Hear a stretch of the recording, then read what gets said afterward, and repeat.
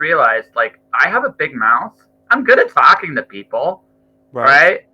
Why not? Like I said, it's not a stretch, right? It's not a huge stretch for me. I just think it's that the initial challenge will be to do the first two or three clients really, really well.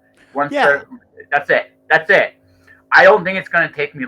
As dumb as this sounds, I don't think it's going to take me that long to be like, oh shit, he's good. Well, as long as you find a good project and, like I said, a client that's not really that's too out there. And a lot of people in the comic industry are introverts. They don't really want to go out there that much and push themselves. And if you're that driving force behind them, and you can show other people, hey, look, this is how I helped this creator get out there. This is how I helped him speak out and get heard, even though he don't really talk that much, then you're going to get a bigger clientele. I know whenever I was being helped by, like I said, that group Inc. Marketing, I told everyone about it because I wanted Mhm. those people who needed help to go and find that help that they needed. And the way that you're talking about doing it is a little bit more unique and different than what they did. And you can have your own spin and take on things that could help these comic creators or artists, or again, like you said, other people of other industries that aren't really online as much as, so you could push and promote them. Well, here's the thing. I realized this actually very early on during the pandemic when it first started. Advertising actually does better in shitty times Yeah. than it does in good times. And the Right. reason being is advertisers realize something, and so do big companies. It's harder to get money in tough times. Well, Not and impossible, not impossible, right. but it's harder. And the But thing about it is, if you're stuck in the house, especially with what happened, or the high gas prices going on, you're not actually getting out there and spending your money that way. So you need that advertising to find you, so you can spend that money online. And that's another thing that kind of helped that advertisement and kick into a little bit higher gear this past year or two. oh, absolutely. Yeah. Right. But no, again, I had this epiphany. I had this epiphany. It's like, wait a minute. I think I could be good at this, No, I think you could right? too. Definitely. Yeah. Well, like I said, you seem to like my approach to it, if nothing else. Yeah, I mean, like having a unique way of getting a creator out there. Like I said, a lot of them don't exactly know how to do it, or they have a day job and they don't really want to fuss with this whenever they come home, kind of thing. So I think it's a great opportunity if you're giving that service to these people who want it and need it, and Yeah. especially the creators that, like me before, who didn't know what I was doing. That's one of the reasons that I reached out to other people, was because I was brand new. I'm 4 months into the industry, 3 books that I got, Kickstarter fully funded. And the thing about it was, I couldn't have done it on my own. Oh if no, i no one hadn't does. if I hadn't asked or went out there, a lot of these new creators didn't find marketing, or wouldn't find someone like you unless they really search for it. So if you were trying to bring something to them to get their word out, it's going to help not only them, but definitely you as well. And if you're building a platform, talking and telling people about this, it's definitely great. Well, Paul, look what episode number you're at. Oh, Look above. wow. Yeah, Yeah. I've done this for a while. Right. Yeah. So I just like from my credential standpoint, I'm an Yeah. award-winning podcast. I've Yeah. gone to Twitch because I hate Facebook. I'm not gonna lie. I just really really hate Facebook. I just do. Right. And I hate Twitter a little less. Twitter, I can find some uses for Twitter, Right. like pitching shit. I can find ways to pitch shit on Twitter.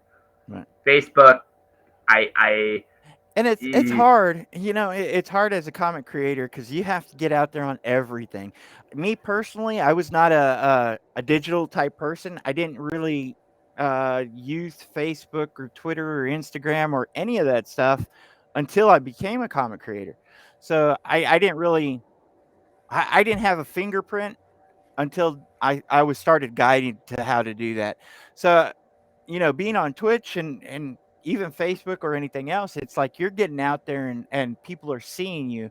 Even if you don't like the platform, it's like you have to get your message out to everybody. Oh, absolutely. I just have like my approach has kind of evolved. I realized Right. something.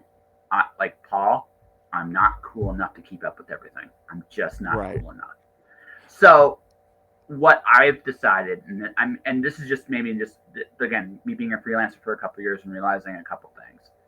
You kind of have to pick and choose what serves you, and I Right. think that's on every level, not just your advertising, but okay, for example, you're on Kickstarter. You're Right. right. That doesn't mean you don't have other aspirations for other plans like Image or Dark Horse or some other form of world domination out there. I'm sure you have your own plans, Paul. It's okay. I can Well, see that. I can see the gears grinding right now, but well, yeah.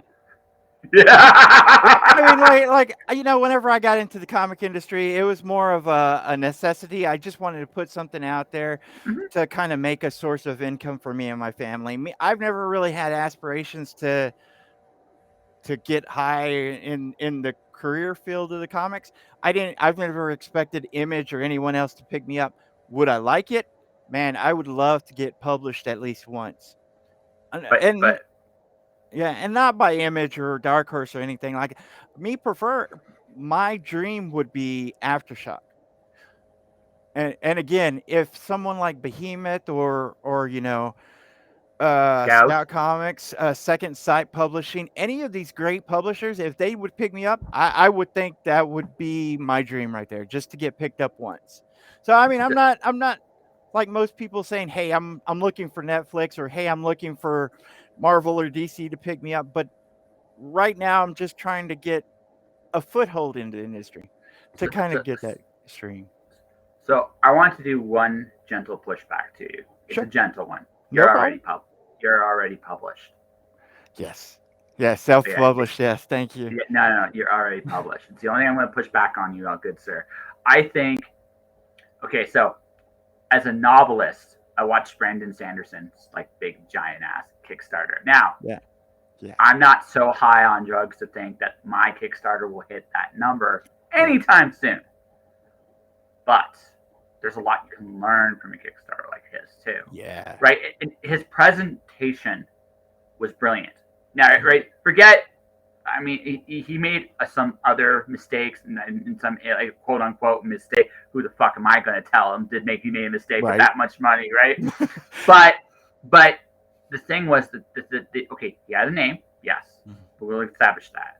But he was also smart. He created a novelty, Yeah. something like a premium novelty that you just can't get anywhere else. Right. And the reason why his price point is so high is two reasons. He's famous, and Yeah. people that are listening to me, here's the thing you got to realize: if he made it cheap for everybody, do you know how many years? Forget months, years he would be delivering his Kickstarters, Right. right? Forget like I get why his price point is so freaking high. Unfortunately, I think where he underestimated things just a touch, right? Um, he did the same thing Disneyland does, which is you go to Disneyland, you pay these stupid prices Hmm. for these stupid things, but you do it with a smile. And the reason is it's an experience, a one of a kind experience you'll never ever Right. get anywhere else. That is and he had the ability to do that. And he did 4 mystery novels, Yeah. 4 of them. Yeah. And for a whole year, he is delivering not just that. If you depending on the tier you get, for one full year, you get swag from him Yeah. every month, like clockwork. You Yeah. get 4 unique, awesome things. Plus, he's got you involved in his world in a way. It's like the ultimate Brandon Sanderson subscription service, Yeah. Yeah. And right? that That's what was he that did. was what he did. That was so great. I tell anyone who asks me about Kickstarter or any of these platforms, I tell them it's not really about what you're selling. I mean, obviously it matters your material and your stuff, but also what matters also is the tiers and what you're adding to that experience, because these people aren't going to pay an extra $4 or $5 to just buy your floppy. they're buying the add-ons and the stretch goals and the experience that they can only get from Kickstarter or Indiegogo, which Well, you know, well, thing is, okay, so we always forget as creatives, as business people. Yes, we want to create a product that's affordable to everybody, right, especially when we're getting started. If you're in Brandon Sanderson's level, you don't want to do that, right, yeah, right? And you can see why, right? yeah, You can see oh yeah, why, right? yeah, But and anyone watching and listening disagrees with me on this, like again, I want you to imagine something. If he could get, he's only getting a fraction of his audience paying for this stuff. Could yeah, you imagine if more of his audience had access to that? Holy, like he might need a warehouse now. He would. There wouldn't be a question, yeah, right? There wouldn't be a yeah, question, right? So all of that to say that Kickstarter is an audience that wants a cool experience. yeah, I'm gonna tell you. I'm gonna tell you like my first Kickstarter plan. I'm hoping it's my first one. It might be my second one. So I'll tell you my two master plans. The first one is I did an Alice in Wonderland book. uh-huh, Right, I made Alice in Wonderland as Greek mythology. I mashed up Alice with Pandora, right, and oh man, dude, it's so fun. But here's the other thing I did. I wanted to do like a world map, and I wanted it to be like a Snakes and Ladders board game because it fits Alice so perfectly. And I right, was like, all right, so I visualized it, and I was like, this is cool. I did this. How do you? I actually asked God, how do you play this game? And I'm not kidding. When I asked, I got all these rules beamed into my head. right, Right, I came up with like the kookiest, one of a kind, Snakes and Ladders esque experience you'll never forget. I can't do that traditionally, though. I have to do that on Kickstarter. It's the only place I can do something like this, right, right? So, but that's an experience, an Alice in Wonderland board game with a yeah, cool book to go with it, with a really cool book to go with it, and together they tell a full story.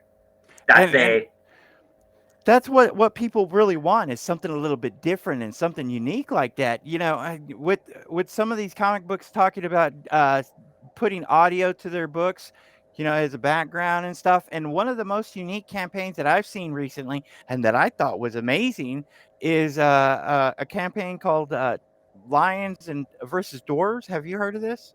I haven't heard of it. No, So supposedly, if you back one side or the other, is really going to determine the outcome of the comic.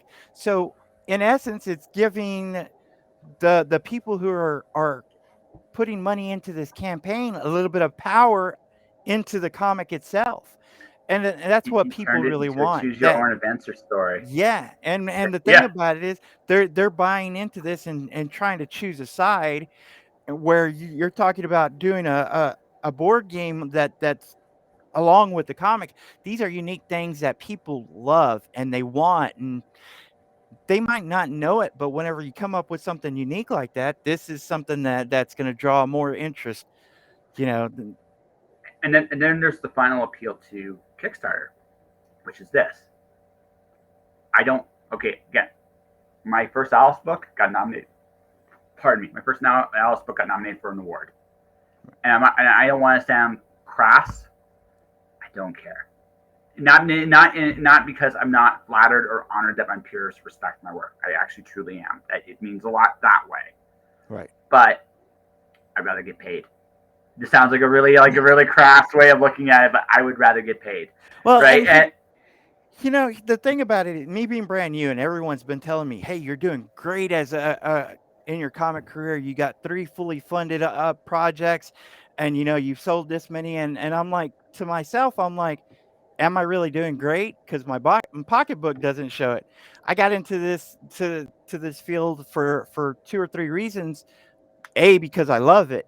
B, because I was showing my kids to get into me. We were, you know, bonding over it. But the third reason was really to feed my kids.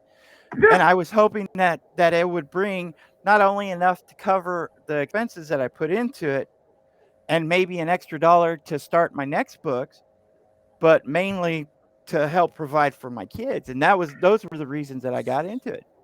so this is the nature of the book industry right here. Right. So this is the nature of the book industry. You don't make your money up front Right. until you get to a certain. Once you get to a certain stage, that you'll make money on the front end. Yeah. But where you make your money is your backlist. For example, I get a Paul Gozman's comic and I go, "Holy shit, you're awesome! What other Right. cool shit have you done?"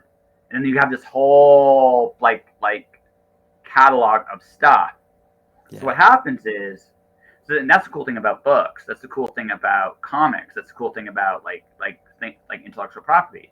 You can constantly resell it, Yeah. and on a passive level, right? It's not that I sold a book that makes me money. It's that people, whenever they see my stuff and go, "Holy shit, that Josh guy is crazy, but I Right. like it. I want to see what else he's done." Right. And that's the thing. Like the two things, like at your current stage. First off, it is impressive that you funded 3 Kickstarters. That's a high five, Thank you. right? Thank you. Demolition Man style high five, man. Yeah. It's awesome, right? Right. But the second thing is what you're doing is you're establishing a customer. If you want Right. to take down what art, like writing and publishing is, it's customer service. If you want to Right. really, if you want to break it all down, you want to cut all the mystic and magic of it. The business level of it is this: you are in the customer service industry, and the customers want to hallucinate off your shit. That's what you Yeah. got. Yeah, I mean, right. That's what Yeah. right. It So, sounds. one of the things that's a fellow artist told me, or an artist told me, he was like, we're in the entertainment industry. You're not really going to make that much money until you build a fan base. And I didn't understand that at first whenever he told me, because I was on my first book. I thought you put out a book and either people bought it or didn't. So whenever I decided to build, my library with 3 different books right away, it wasn't it wasn't planned on building a fan base. It was just to show people what I could do, because I wanted to Yes. show a range as opposed to just one title. But whenever he had told me, you're in the entertainment industry, is like you're telling me you got to build that fan base. I didn't realize that. As a new creator, I didn't know that. No, but I mean that's the thing, right? That's I Colleen Duran. I don't know if you know who that is, but Colleen Duran Yeah. is a comic creator. She said it. I make more money on my like the upfront sales in the comic industry aren't what makes money in the comic industry. It's the backlist. It's all the backlist stuff. It's the truth. Yeah. And it's true, and it's true for an author. It's true for anybody that is actually putting work out there. That's where your bread and butter is, unless you have a mega hit. And Paul, if you get that mega hit thing first, get the smelling salts. It's not a dream. It's real at that point, Yeah. right? It's real. But the second thing you gotta understand is you realize now everything will do better because you Yeah. have that hit, right? And what you're hoping is your stories are amazing. Now, because I'm going to just say they are because I know Chucky doesn't Thank make you. crappy people. So I'm going to assume that I haven't read your stuff, so I can't say for sure that you're absolutely amazing. Right. But I'm going to make a bet that I'm going to say you again you have 3 successful Kickstarter books to Yeah. my 0. So I'm going to give you the benefit of the you're probably good. So Thank you. right. So at that point, then you're trying to again you keep building that fan base Right. and that you get involved with that fan base. What you have going for you, sir, is I can tell you have a sense of humor. You Yeah. enjoy being entertained and you enjoy being entertaining. Right. And that might be more important than your books because that's going to be a way for you to connect with your audience. Oh yeah. I mean, I never did a convention until about, 3 months ago after my first book came out, and I've only done about 4 or 5 of them. But going out there and selling, it was a different experience to me. But the main thing about it was I loved the contact with my customers, them coming up, me showing them what the book and talking about what that was about. You know, whenever you say having a hit or whatnot, everyone says that my first book was amazing, and I've got reviews that said, it was unbelievable. I've got uh, they reference like Schindler's List or DC's The Joker book, and people have said that it was great because they got lost in the writing. And I don't know if you know what my first book was about. Is PTSD, and and I've had a lot of soldiers come up to me, a lot of veterans that have said that it was eye opening and that it helped them a lot. And to me, that was that was the biggest thing. You know, Yeah, as long as that's what. if I'm making a book and it moves people or helps people, and that first book was a passion project of mine. I wanted to talk about mental illness and mental awareness, and so whenever a, a veteran a veteran literally came to a convention, bought my book. I didn't know he was a vet at that time. He left. The next day, he came back and he said, "I bought an extra ticket to this convention just to shake your hand because I read that book when I got home and it moved me, and started talking to my wife about my experiences, and it was an outlet for me, and it wouldn't have happened if I didn't read your book." He literally bought a second ticket just to come and see Yeah, me again. I was I was floored. I really I Me and him spent like 30 to 45 minutes talking at that point, and it's a life experience that I won't ever forget. and that's the thing. That's what you live for as a creative. Yeah. That's what you live for. You don't give it. I told you the awards are nice, but Yeah. what you just experienced right there, that's what you want. The Yeah. rest doesn't matter. That's what you want, right? So now, here's what. Now, my evil business mind goes like this. Okay, this is my evil business mind. Do the police, do ambulances, do firefighters, do the military have lending programs? Because here's the deal: if you can get your book in to be like a library system, Yeah. Well, I right? don't know about PTSD.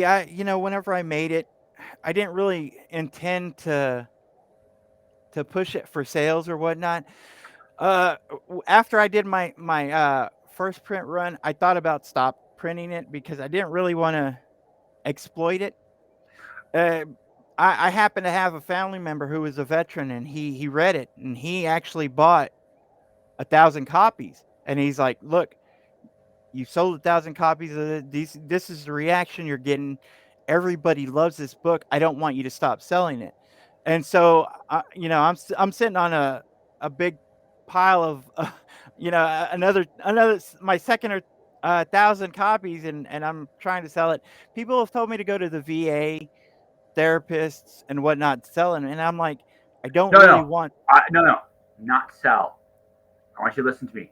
Not sell, lend.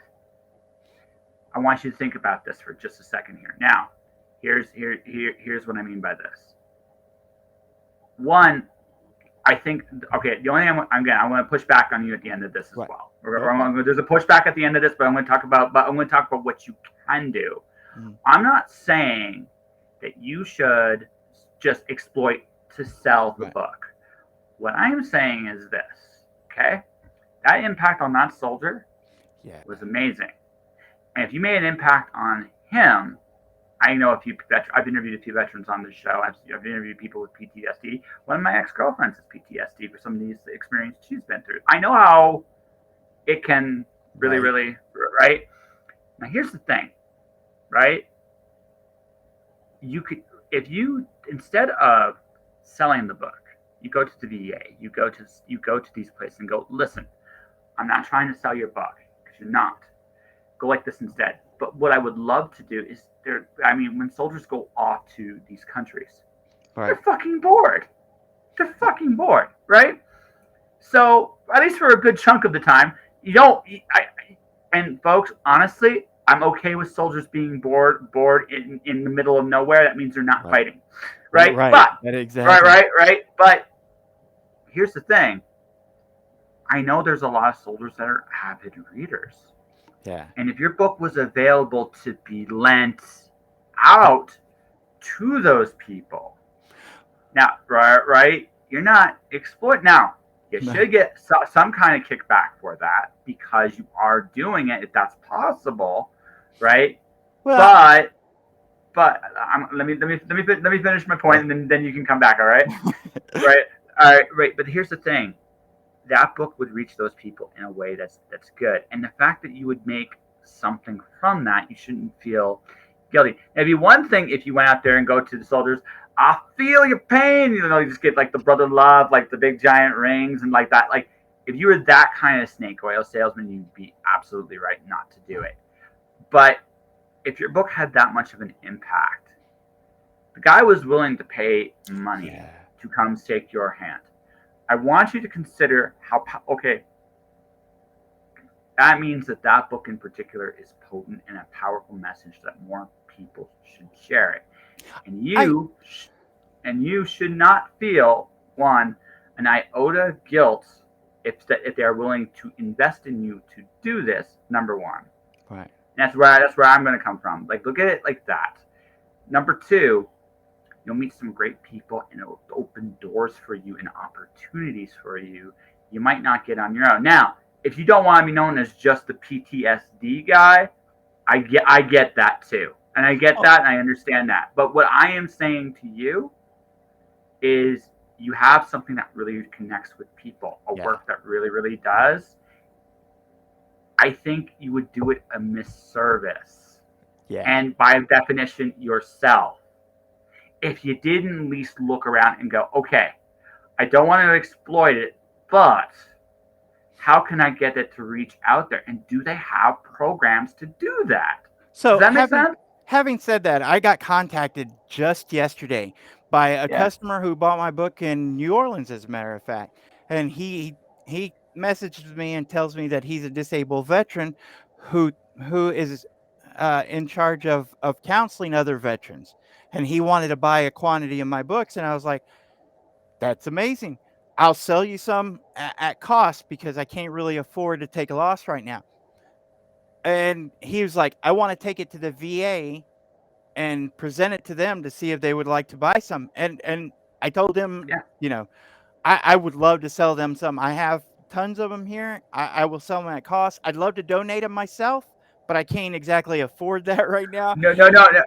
But having said that, I had a plan in motion. I was thinking about re-releasing PTSD because it was my first book and a lot of people hadn't heard of me.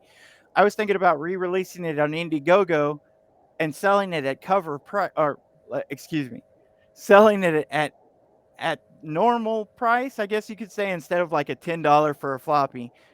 And anyone who bought one, I would donate one as well. So I would match any person who bought it and then donate one. See what I'm So saying? I like that. Can I add to it Sure. a thought? Yeah. Do you have a sequel for that story? I don't. It was a one shot. My other two books that came out were Bushibu Circus Mysteries, and this Yes, I kind of saw more. that last time. That looks really freaking Yeah. cool. And then after that, I went on to Cryptic Haze, which is the one that just ended on Kickstarter, and it was my highest funded book, which I Yeah. appreciate everyone who backed that. That was I couldn't, I was so glad at the success of all three of those really. But like I said, people didn't really know me whenever PTSD came out. That was my first book, obviously, and uh, I'm thinking about going back to Indiegogo because, like I said, I, Hmm. I'd like to sell this more to a bigger audience, but mainly I would love to find a way to donate it. And if somebody's buying a copy at twice the cost of that I'm getting, why not donate that second half? I like because the only thing I want to say is I did this is just again this is my thinking. Obviously, you do what you want. You Right. know what you do. Listen, Mister Three Kickstarters, nothing. I got nothing. But I say it like this. I kind of feel going back to the whole concept of a premium product for just a second here, Right. right? If you could take that book to the next level, what would that be? I've thought about making a metal cover. You Okay. know, again, whenever I'm thinking about going to Indiegogo, I don't want to just give them what I put on Kickstarter. So Yeah, yeah, exactly. I'm Yeah. thinking about adding a metal cover. I've got some of the original pages which I didn't have originally that I'm going to put on that Indiegogo as well. And a lot of people have seen this book PTSD because it has been out for 4 months now, and I have sold over 1,000 copies. So I think they'd be interested in some of that original art. This cover by Jeff Mute is just, to me, it's It's beautiful. amazing. It's an amazing And book. It's I've got 3 covers because I originally only intended to do one. And whenever this was my first book coming out, I only wanted to do one because I'm a type of person that only buys one cover myself. But I yes. started talking to people and they love variants. So Jeff Muth is actually my best friend, and he wanted to do a cover for this book because it was so powerful. And I wanted the interior artist to do a cover because I always feel that an interior artist should be on a cover. It kind of not only pays respects to the book inside, but Yeah. it shows the customer what's inside that book as well. Yeah, but absolutely no. I agree. I tend to agree with that. I will do. There are exceptions. Like there are people I'm Right. a sucker for. Like Steph Wilson's great. Everybody knows that. But Yeah. my personal two cracks of choice are Mark Park and Anbu. Yeah. They're my Yeah. yeah. See, you're smiling because you've seen their stuff, so you Yeah. don't blame me one little bit. Right? It's Right? like yeah. It's like but and by the way, on a personal note, I really dig Mox Mopop. And as for On, that's my other Kickstarter, by the way. I want Yeah. to do a Darwin Cook S book, right? Wow. Like Parker, like his Parker novels. I want to do Yeah. something like that, and I want to do that on a Kickstarter because those are fucking sweet, That'd and be I love awesome. that stuff. Yeah. Yeah. And Yeah. you're like, you're like, I don't know you that well, but I like your taste. Right? Yeah. Yeah, I know. We haven't exactly really conversated that much, but the names that you're bringing up and the style that yeah, definitely. I love You're that. like, I love that uniqueness about the board game and the book. That's a great concept. I mean, just well, no, it's just amazing. again, you have to think. You got to think like, what serves you is Right. honestly my whole theory of publishing today, Mhm. because there's so many options, right? Yeah. Right? There's so many, and they're not traditional publishing. Even with comics, is slow. Yeah. Like, it's slow. That doesn't mean there isn't an audience for it. That's not what I'm Right. saying. But it's slow. It's not the best thing necessarily for for certain genres in fiction anymore, Well, right? and the thing about them is that they've got so many boundaries and stuff that they have to fit in a little bit more cookie cutter. I'll tell you what, whenever I made PTSD, I had a lot of people telling me not to make it. It was some people said that it was not a comic book worthy kind of story. And to me, I was like, I want to do something different. But the main thing to me, it was a passion project that I wanted to talk about mental illness and awareness.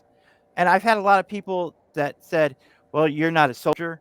You've never seen war, so what do you know about PTSD?" And I was like, "It's not just about PTSD. It's about all mental illness out there. It's about Yeah. anyone who's in a crisis and that they feel lost." This book to me was saying, "Hey, you're not alone." As a matter of fact, in the back of this book, I wanted to put a telephone numbers. Telephone numbers so people could have someone to call and talk So, to. I actually was well, going to put my own telephone number in there, but my editor stopped me. He was like, yeah, no. Yeah, and it's but the thing about it was is like I said, to me this book represented more than just soldiers. It yeah. was mental illness and everyone around there out there. Well, here's the thing. Like I said, there's PTSD isn't just war. Yeah. It's we all have I feel like a cup of how much dark shit we can take. Yeah. Some of us have more than others, but it doesn't matter. Every one of us can break. Right. And when we do, it's you have to find a way to kind of like when you break to put your pieces back together. Right? Exactly. Now there are some things about today's medicine I am very how do I put this? I'm not talking like I'm hesitant to encourage Right. anyone to go one way or the other. We'll just leave it at that. There's some things about today's medicine I'm kind of that way, but I doesn't mean I'm not aware of the fact that you just have to look outside. You can see people suffer, Yeah. regardless of it. Right? You can look outside. You can see it. What I've, especially in the last 2 years, with everything we've all been through, Yeah. right? Right now, I'm pretty resilient. I've already had my little conversation with death, so I'm maybe I'm crazy, but I'm good with my crazy. It didn't terrify me the same way, and so I was good that way.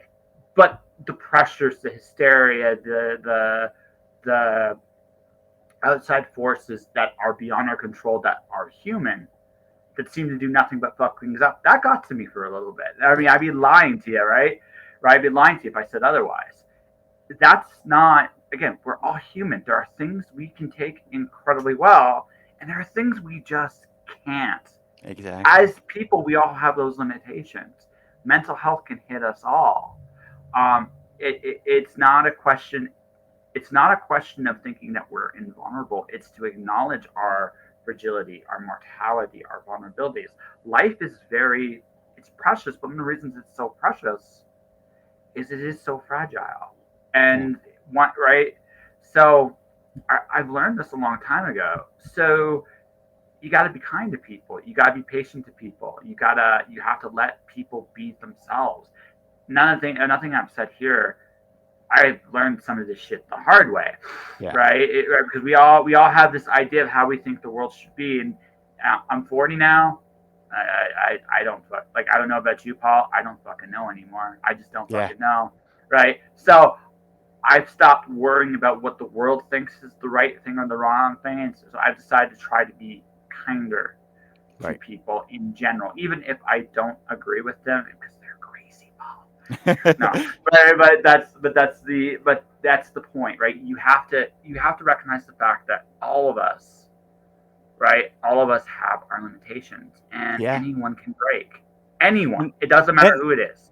and the thing about it is, you know, it's not one type or one style of breaking. Like everybody's different. Whenever the pandemic hit and we were stuck, me and my family were stuck in the house, it was like every one of my family members were getting hit in a different way. I was currently married at that time, and we were going through kind of the ending of the marriage.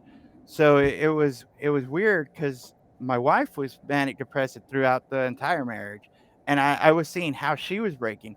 I had a little bit of trouble myself, but the main thing to me was my kids. The oldest kid in the house, he had caught COVID, and he had a lung that collapsed, and he was scared that he was gonna get everybody else sick, and he was so tormenting himself.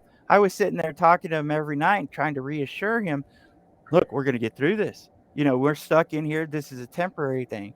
Then I had a child who got diagnosed with type 1 diabetes that was 12 years old, and he was kinda going a little bit, "Why is this kinda happening to me?" stuff. And Oh again, yeah, that's a totally different thing, a 12-year-old with type 1 diabetes who having to take shots every day and having to get used to that. Then I had my daughter who was cutting herself, and I was experiencing all this stuff and a few other things, and whenever I was starting to write this book specifically, it was like I wanted people to understand you're not alone.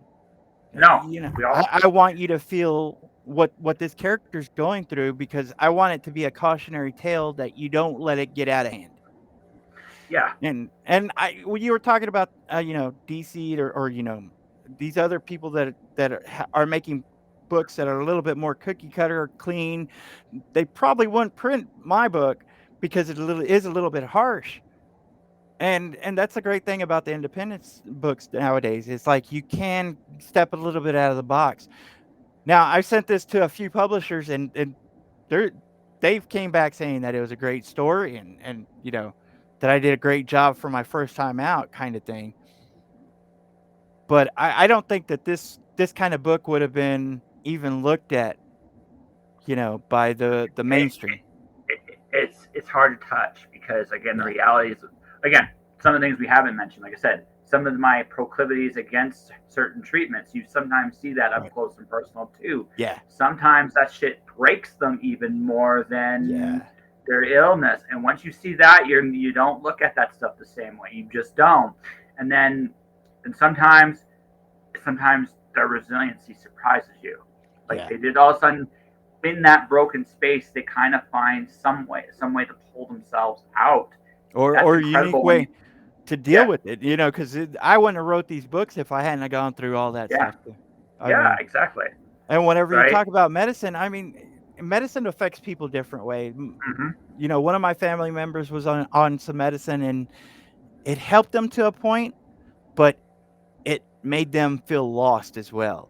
So Yeah, they couldn't do it because they felt like they were a shell of themselves as opposed to being broken. who they were. Yeah. Yeah. No, my dad's a naturopath or was a naturopath, and I got to see the other side of it a lot, Yeah. like the medical injury side Yeah. of things, because they don't go to you don't go to people like my dad at first. You always go to the doctor. And again, I'm not saying anything bad about any doctor. No, once Right. upon a time, I would have because of some of the things I've seen. But I realize it's not a doctor. Most of the time, it's not a doctor or a nurse. Our system has flaws. That's just what Right. it comes right down. What it comes right down to is our system has some huge flaws in it. Um, I've grown up a little bit as a person, right? But I realized like I no longer like I said, I used to be a lot more righteous the other way. Now I'm like, does it work for you, right? And as long as people have the freedom to kind of just make their own decisions, what works for them, I don't Right. have any questions anymore. Now sometimes I worry because again I'm a friend and I know what some of that stuff can do, but at Right. the same time, you realize too that it's not your life and you Yeah. have to let people live theirs, and that's a very, again, that might be the hardest thing of all.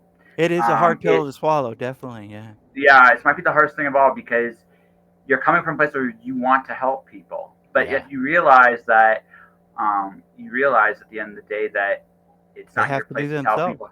Yeah, Yeah. that's it. They, Sometimes you have to and step out of the way. I think that's the hardest thing. Honestly, that's the hardest thing about love. If Yeah. you really want to, you know how you tell you really love someone? It's not when you're all lovey dovey and everything is all wonderful and stuff. It's when they do something terrible or something you feel is wrong and you're pissed, but you love them anyway. Yeah. That's when you know.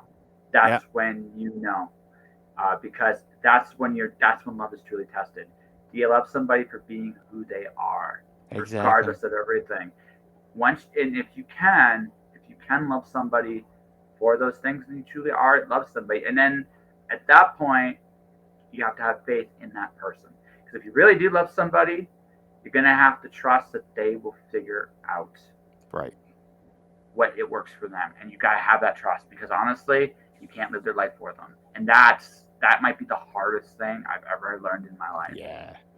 Yeah. I mean, that's the truth. I mean, like I said, I was married, went through a divorce, and even though me and her aren't exactly together, we have a kid together, and it's hard to be there but not be there for her, if you know what I mean. You have to give her the freedom to live her own life. You Yeah. still love her. It sounds like you Yeah. still do. Yeah. It might not be the same kind of love, but you still have it, right? And that's totally fine, right? But like again, I understood something. I understood something very important. Now I understand why the bad kids acted out in class, because they felt in a Right. place they could safely be themselves, and that's it. Like that's when you know you have a healthy environment, is when people can be who they are, and there's no recriminations from anyone else. Exactly. That is literally the epitome of a healthy environment. Um, which is why I think in our countries right now, mine and Canada, United States, we still have a long way to freaking go. But that is something, like I said, it took me a long time to understand that, and it does not happen easily. You just No. realize that at some point that the world is bigger than you. My ego still takes a beating from that every so Yeah. often, I gotta tell you.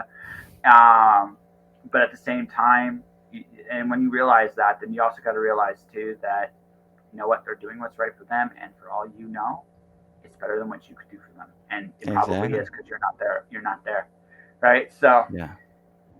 yeah. That was we went in a surprisingly deep direction. Like I said, I Yeah. think yeah. I thought we were going to talk all about books, but we're kind It, of delving into psyche kind of stuff. Yeah, no, I understand. It's hard. Yeah, no, I feel like it's something you kind of vibe with anyway. So Yeah. because it's like, Oh yeah, yeah. just you give a shit about this stuff. So it's like it's all good. And Yeah, also, like I man. said, if we were talking about our quote unquote service off the air, this kind of stuff would be the stuff I'd be using to advertise you. Right. Because it's what you care about, right? Yeah.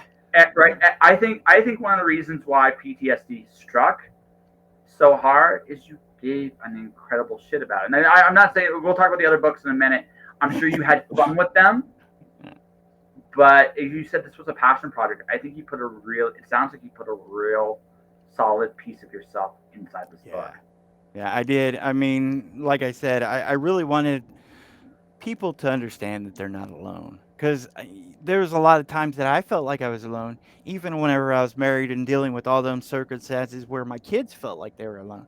And I was trying to assure them that they weren't. But sometimes you have to see it from their perspective and give it time. And that's really what that book was about. And of course, I love all my books.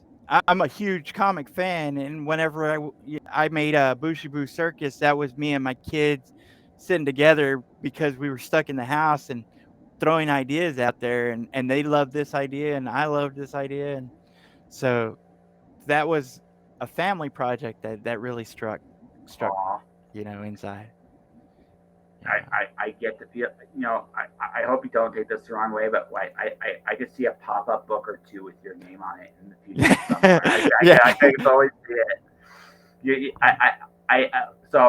Here's my impression of you so far. You're a sweet dude. Like that's Thank my you. impression. That's actually my impression of you. You're just Thank a you. sweet guy that cares. Probably sometimes a little too much, but yeah. But you're a That sweet guy. that's what everyone tells me is my downfall, that I care too much, and I try to be there for everybody. I try to And be that's there. and that's great. I just hope you give yourself room for you too, Yeah. because you're. That's it. I mean, that's my impression of you, big guy. So you're like, I'm good with that. I like that. But so Bushy Boo Circus. So is it like a like was it based on a particular concept? Like feel like you read as like in comics, since you mentioned comics, or Well, I'm a just big fan of comics, but it wasn't really based on anything. Whenever everything hit and the kids were out of school, and my job had let me go, we were all stuck in the house, and I wanted to kind of lift the morale of the house. Everybody was kind of down about it, not being able to go out and all this stuff. So we sat down and we were talking, and we threw out a few ideas. And the one idea that really stuck was kind of a Scooby Doo meets Criminal Minds kind of thing, with a circus background. And it was like, I've got these three apprentices, in the circus, who are solving these mysteries, but in a unique way. And the unique way about it was I wanted to do the characters kind of in homage to The Walking Dead, where in issue 1, you don't know if any of them are going to actually live to see issue 12. So it was one of those things that I wanted to do a little bit differently, but I wanted to give people that feel of a grown-up Scooby Doo. Or my kids really wanted to do a version of Buffy the Vampire Slayer. ah. So whenever they originally came up with that, I was like, I really don't want to do vampires because they've been done so much. They wanted to do magic, kind of like Harry Potter, and I was like, well, Harry Potter's been done. Let's do a circus background because you don't see that often. Yeah, And I was like, not currently. No. how can you get three main people to start off with in a circus? And they came up with the ringleader and the lion tamer. Zahara is a lion tamer with these two beautiful white tigers, or a tiger tamer, and it really became, you know, a huge piece of the puzzle. They started naming the characters and kind of talking about how the relationships were, and it was, two brothers and a beautiful girl that are apprentices in the circus. So you have that sibling rivalry, just like my twins have, and you have some unique stuff in there, like the two white tigers and the tiger trainer, and you throw mysteries in there, you throw a good story in there, and that's where that's at. See, there's one last. We'll talk about your book later. So there's one last domain vampires have not entered yet. Uh huh. We've had Grand Lighters Sparkle. We need glitter vampires.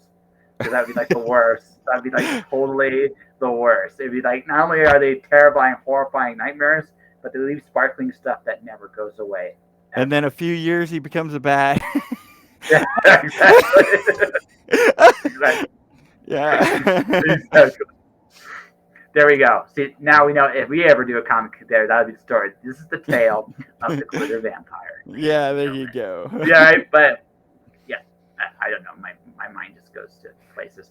Um, no circus. No, you have a lot of fun because circus is it's a unique environment, Yeah, but also it gives them an excuse to travel. So you can. So it gives you exactly. the luxury slash fun. It's like, you know what?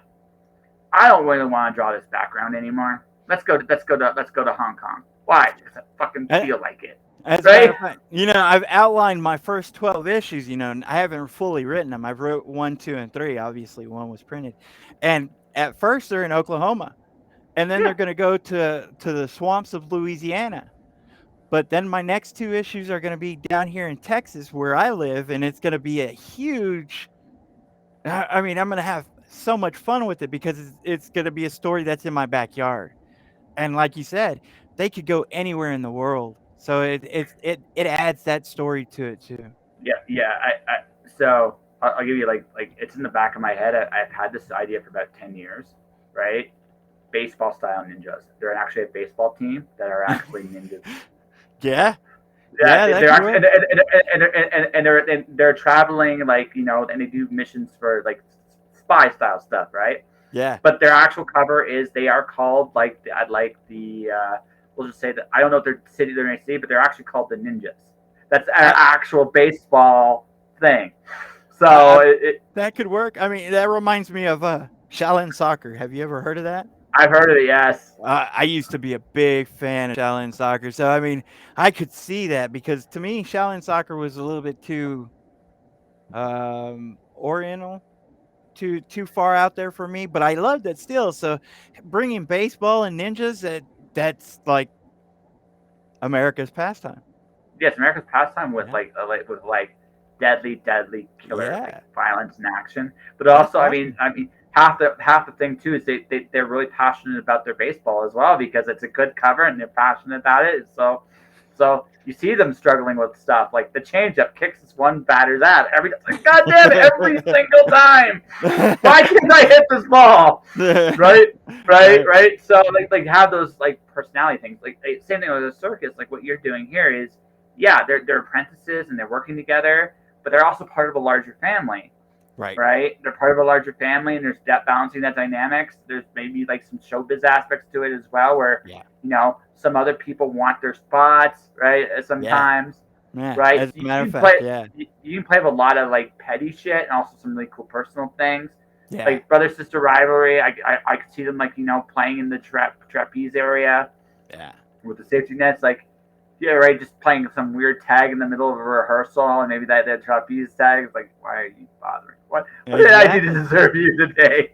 And that's what I'm saying. I mean, there's so many things that when we started coming out throwing out ideas whenever my kids did, it was like I can do so much with this that it connected with them, it connected with me, and whenever I started talking to other people, you know, I tell them the pitch, Scooby Doo meets Criminal Minds, and everybody's like, "Oh, that's awesome," because it's a grown up Scooby Doo.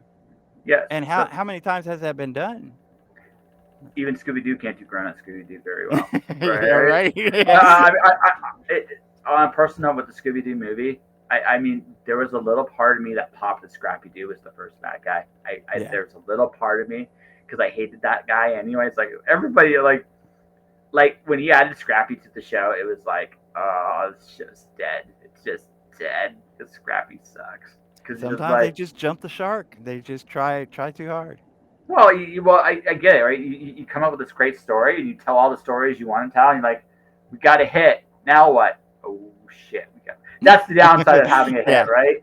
That's Yeah. the downside. See, there comes a point where it's like, oh, I've told all the stories I wanted to tell, but it's making me piles and piles of money, and they want more. God damn it, what do I do? And you start jumping the shark because you're Yeah. like, I don't know what else to do. Like, help me, somebody. Right? And That's what happened with Scooby Doo back that's what then. happened. Yeah. Yeah, that's what happened, right? You get a hit. God damn it, you get a hit, and you're happy about it. I mean, and then sometimes you just I mean at least that ended gracefully. Like I remember the days when The Simpsons was good. I remember the Right. days. Yeah. They were a long time ago, dude. Yeah. I just want them to pull the plug on the Simpsons. Like seriously, it's already dead. Just. Take it out of its misery. It's got enough content that you could watch it for years. Why are you still making it not as good as it used to be? I agree with you. Well, again, you hit a wonderful problem. Like it's a good like every creative wants this problem. They're giving Right. me piles of money to do this. So why would I say no to this piles of money? But I haven't said anything good in years. I'll run it to the ground, all the way to the ground, all the way to the center of the earth. I don't care as long as I pay. So finally get to the core, and you're like, I can't go anymore.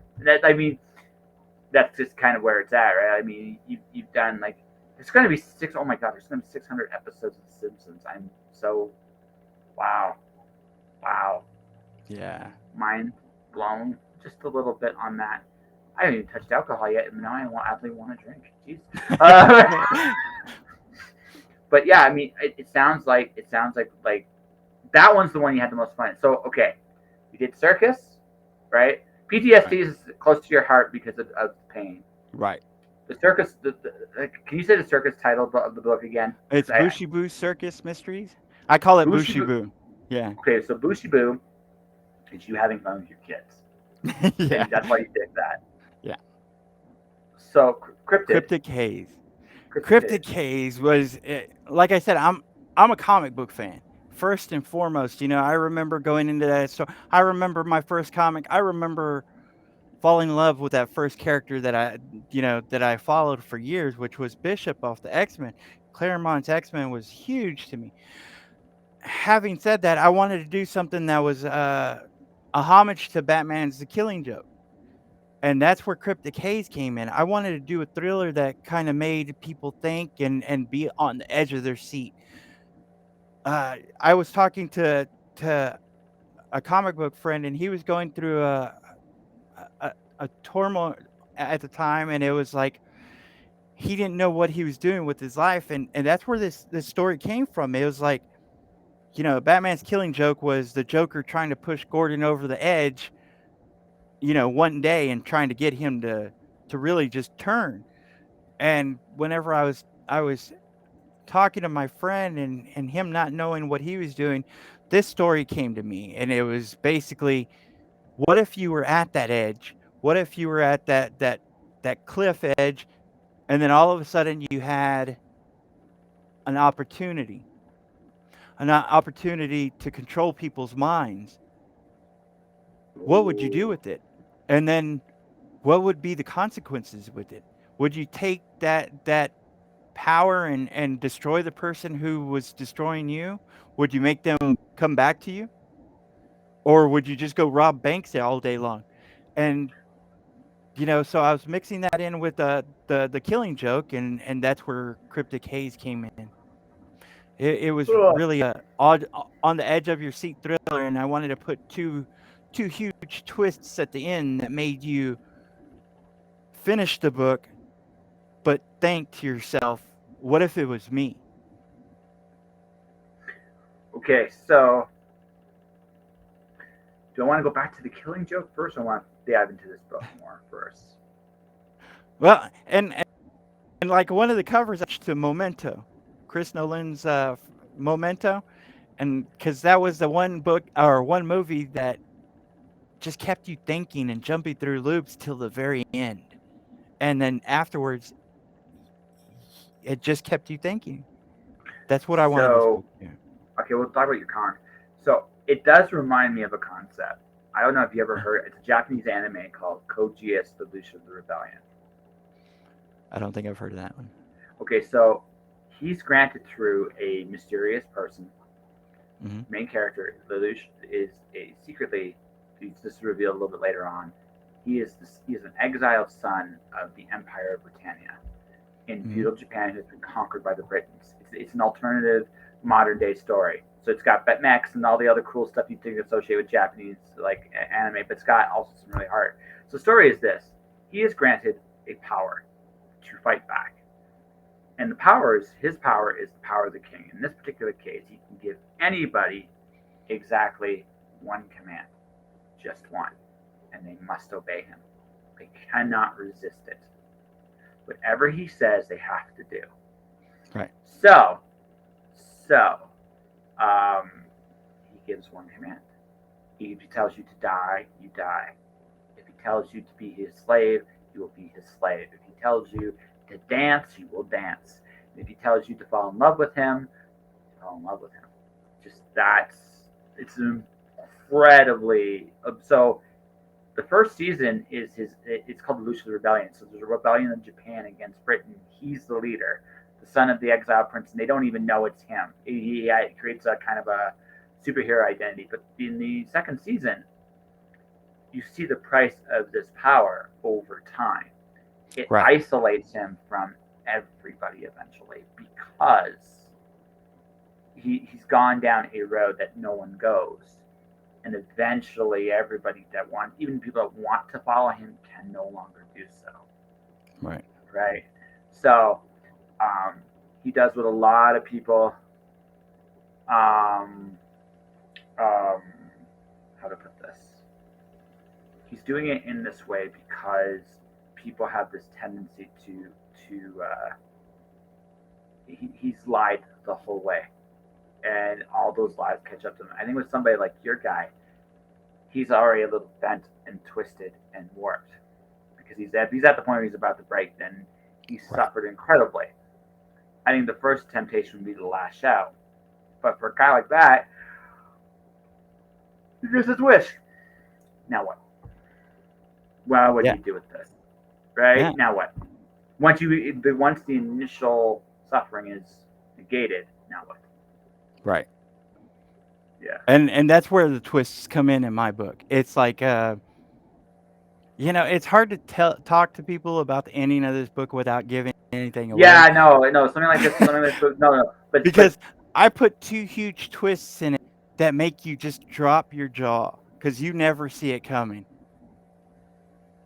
no, it's And, fair. I can't. We obviously can't talk about them right. because, but But that yeah, like from a character's point of view, like from the yeah, character growth point of view, when he's not either he something like that would either push him over the edge completely, right. or it would bring him back. Right. I think the big struggle on a character like personally, it's easy to fall at a certain point. It's just Yeah, easy to let go. It just it is. is. Any given day. Yeah. So, but he's already at the point where all he has to do is go like this, and he's gone. Yeah. It's hard to climb.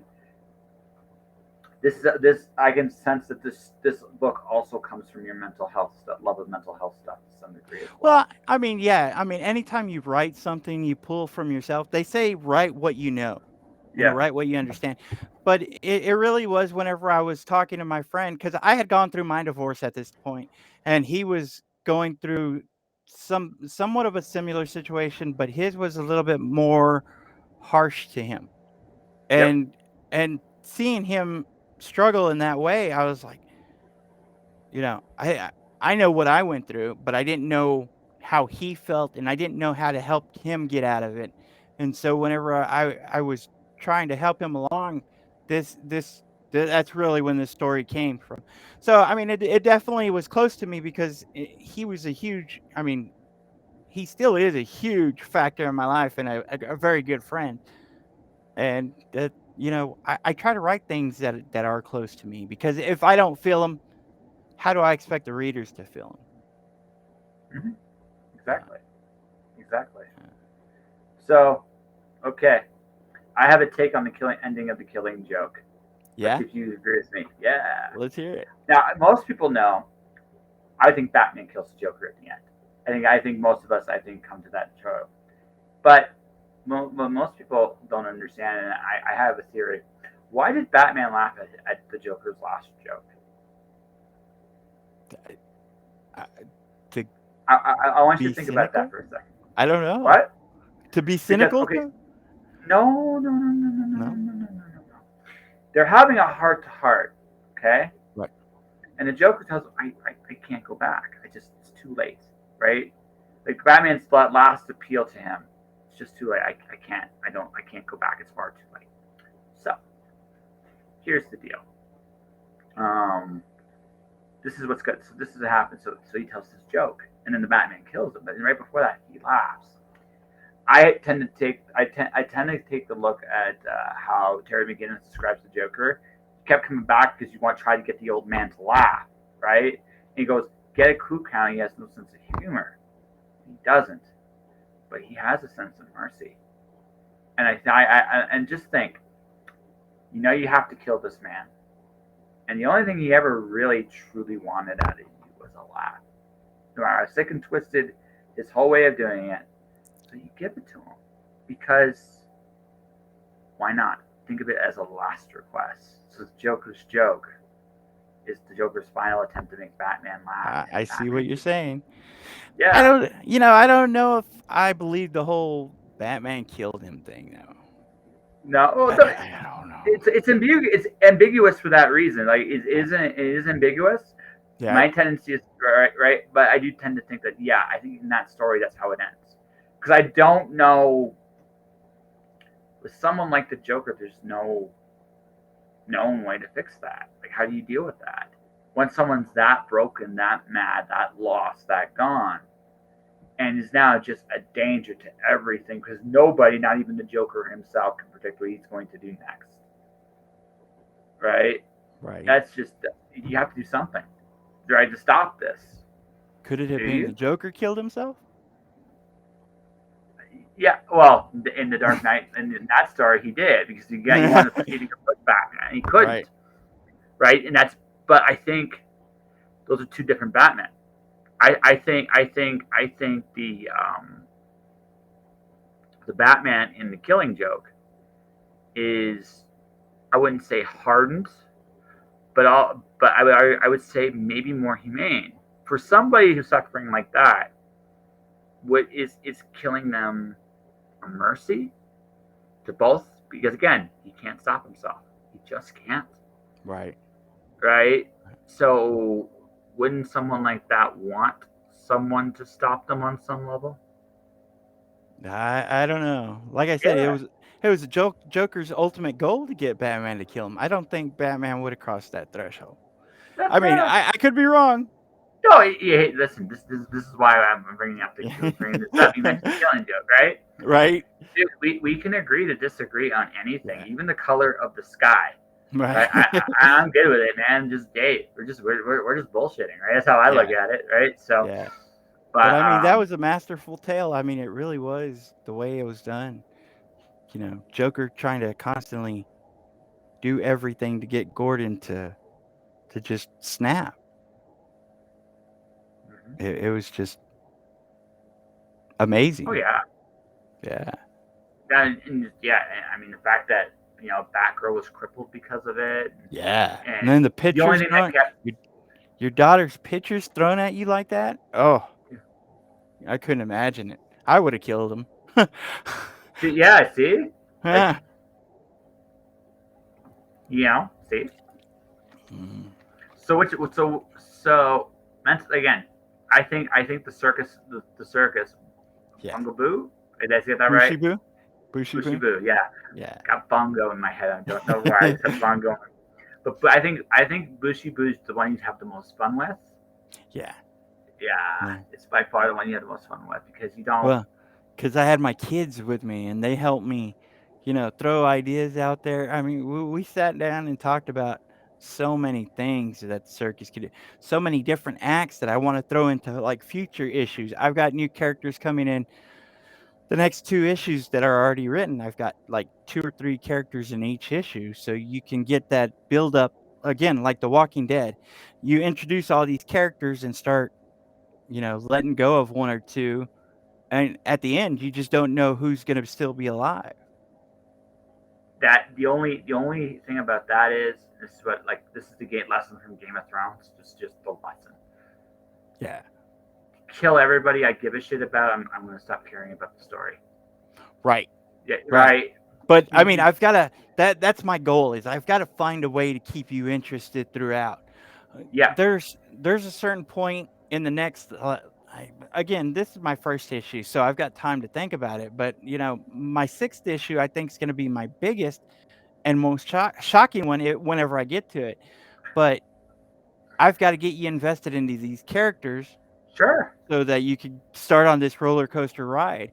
And yeah. You're gonna mess with everybody's emotions and make them cry and shit. You're horrible, man. What do you You're, mean? But well, I mean, I'm not gonna. I would never do such a thing. And then just quietly slip me $20. You didn't see nothing, kid. Shh.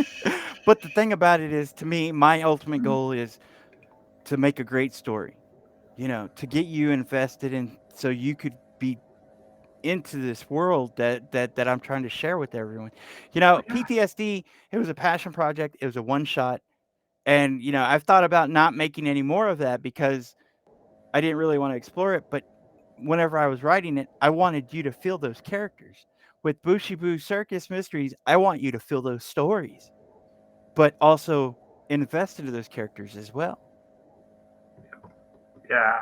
So I mean, that's the goal of any story. If you don't care about the character, then why am I reading your story? Listen, Right? I want to go on a cool trip, but I gotta give a shit about the ride, man. This Yeah. right.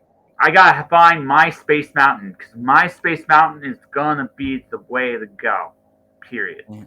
I mean, whenever they reviewed PTSD and said it was like Schindler's List.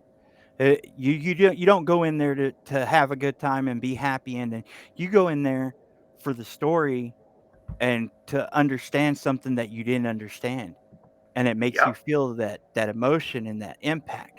Whenever someone said that, I was floored. I mean, I was absolutely floored because I I didn't know my books would. I didn't know anyone would connect with my books. I hope they did, and I still hope they did. Obviously, they have been, but whenever I was writing them, to I didn't expect them to feel that way about them. So I have 9 rules to success. For you, I will Mhm. give you 4 and 5 because I think this is my. But I think this is maybe what you need to hear, and also just something really cool. Rule 4 is this: the rest is rain. Here's the full parable of it. You can't control where the rain is going to fall. You could literally, and the idea is you can do absolutely everything right you know how to do to get your stuff out there, and your stuff may not touch reach a single soul. It might be great. It might be great art, great story, all those things. But for whatever reason, nope, nada, zip, zilt, zero. And then one day you might come up with glitter vampires out of the top of my head, and everybody and their mother's buying them. You can't Right. keep that shit off the shelves. I don't know. It's one of those like, eh. So here's the thing. Your job is not to worry about success and failure, who reads, who nods. Your job is to do everything you can to get it out there so people can see it and then make Right. their own minds. The goal isn't necessarily success. I know we all want to make money. I'm not saying you don't want to make money. What I'm saying is your goal is to make sure it's as available and readily open for eyes to see. That's it. That is the whole of your job, right? Number 2, for when you are successful. Because if you sold over 1,000 copies of PTSD, my friend, there are comic book companies that would drool at your numbers, sir. There are comic book companies that would go, ah, yeah, but that's neither here nor there. So here's what you got to be honest about yourself. How did you get here? And I have a theory about that. We'll get to that in a second. What can you do to keep people to see coming back? And what could get in your way? Okay. So here's my theory. You give you give an incredible shit about the well-being of your fellow man, which is awesome. Um, Sometimes to the extent to maybe big end of yourself. That is for a psychologist to fully give you a full answer on, not me. But that's who you are. So stories about those well-being, stories about the way you care about the things you care about are going to come out. You genuinely care, and in a world today where people are broken, breaking, whatever, right? Um, right? You have an audience that wants to see it and reach for it. You just do, which leads to the second thing I'm going to tell you. It's this. Now we're going to go back to this little psychoanalyst. You have to be okay with your books when they do reach points, especially the ones close to your heart, that not to exploit them in the sense of, hey, I got these great books and you got no, but when people, but again, your job is to get them in the eyes of the people most desperately need to read them and let them make their decisions. So when I'm talking about library lending or when the VA wants to put it in front of people, right? It's okay. It's okay if you charge for those things. Now, maybe not again. Choose wisely. I'm not saying right, but don't always choose the charitable route either. You gotta take care of yourself, and that's kind of like right. And if you have a work that reaches people, right, then don't be afraid to do that because they will. Again, you had a grown old veteran buy a second ticket at a convention just to talk to you for 40 minutes. That means you have something very special, right? And so do not feel bad because if he's willing to pay that extra money just to come see you, others will pay that extra money for that book too. So just, and I say that like that, not to say take them for all they're worth. No, I'm saying that to be like, it has value, it has worth, you have worth. Don't sell yourself short on your works. That's all I'm saying to you.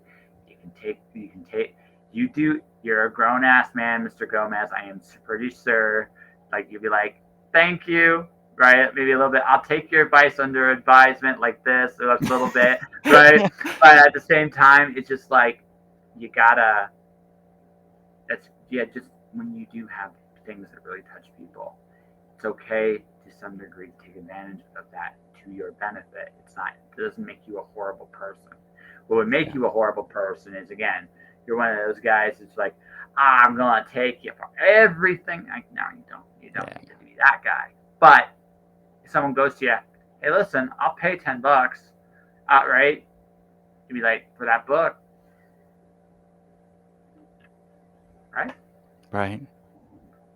Yeah. Just remember that, man. Because here's the other thing too. Getting your just value for your work now will guarantee that you can keep making more works later. Just saying. Yeah. Right? Just saying. Man. Right? So that's it. That's all I'm gonna say. I say that as can I call you a friend? Do you think we can be friends, buddy? Man. Yeah. So as a friend, I want you to succeed. Thank you. Right? I want you to succeed. Never sell short your own value. I think for you, that is the one thing you might do just a little bit. Yeah. Don't. If your work is touching that many people, you truly have something special, and you should be very, very proud of it. Thank you. Yeah, I mean, I'm trying. I try. I don't.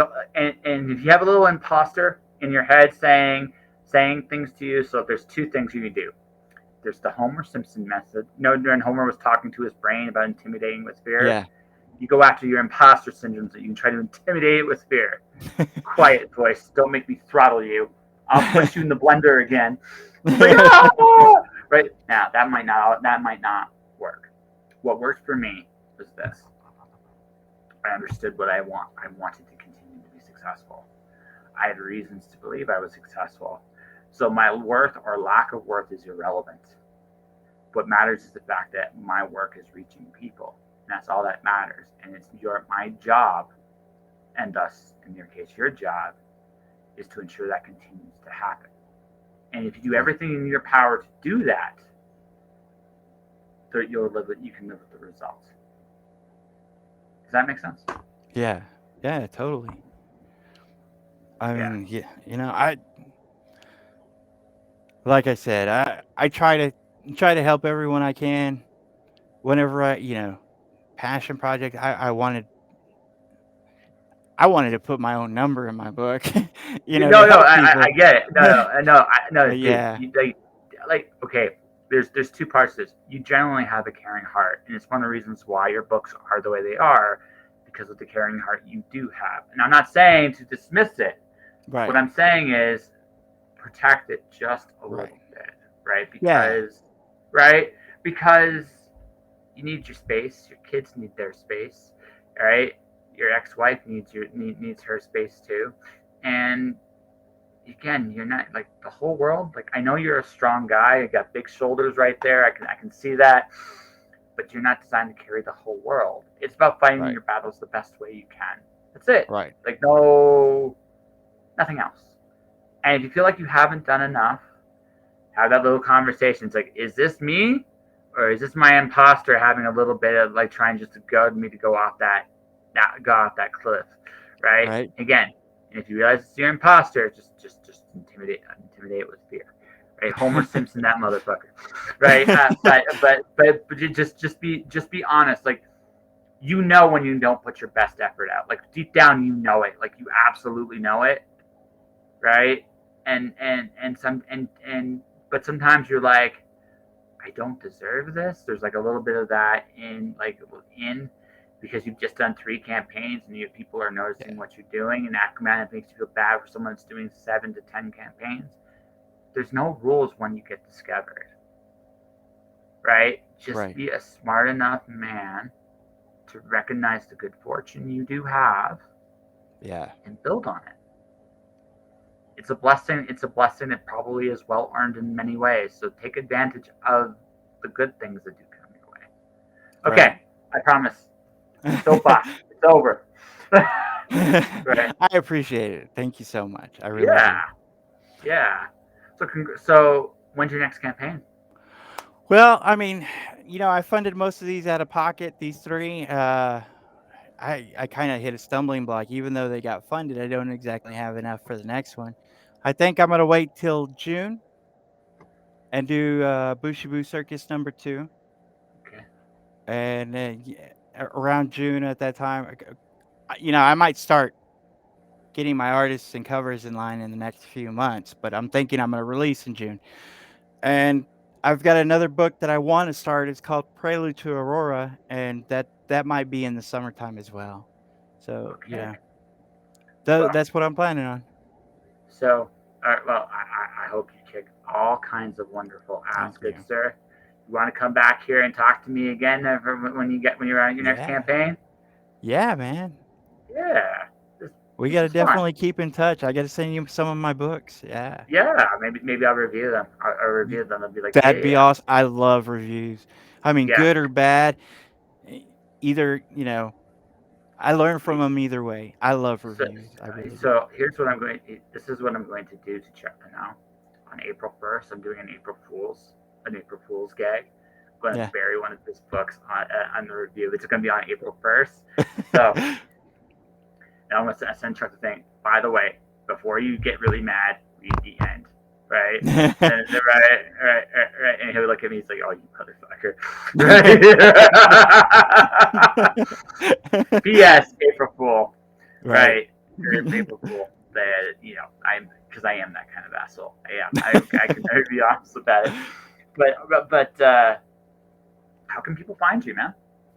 I'm on Kickstarter, Instagram, and Twitter on Paul Gomez 790. I'm also hosting every weekend on Comic Crusaders. I'm hosting 2 different shows, including Sundercats and also Think Indie. But I mean, other than that, I'm usually on Facebook, Paul Gomez 790. Okay, so give me a second here. Sure. My wonderful app said, "Hey, can you recognize?" Oh my gosh. Oh my gosh. This is like the worst ending ever. Again, like, so folks, I was going to put up more of his contact info than what I just did, and now it's telling me to log in, and I can't. Not, and it's got an image thing here, so I can't actually verify, so I can't put anything up. This is unbelievable. So, okay, so if you are listening to the audio, all the links and contact info for Paul Gomez will be there. There'll probably be a very pretty cover as well. I want to thank Paul for coming on the show. Thank you. Now, I got to make a little detour here because I'm supposed to interview Edward Davis tomorrow, but I might just see if he'd be willing to actually delay it one day so I can go to a metal concert tomorrow night because I could Oh, use an awesome. escape. Well, I could use an escape from the city. could have used Right. just a nice little escape from the city. Would like to do that, but I'll see.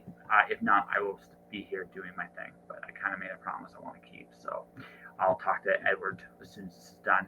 So there's Edward Davis will be my next guest. It will probably be the 19th, not the 18th.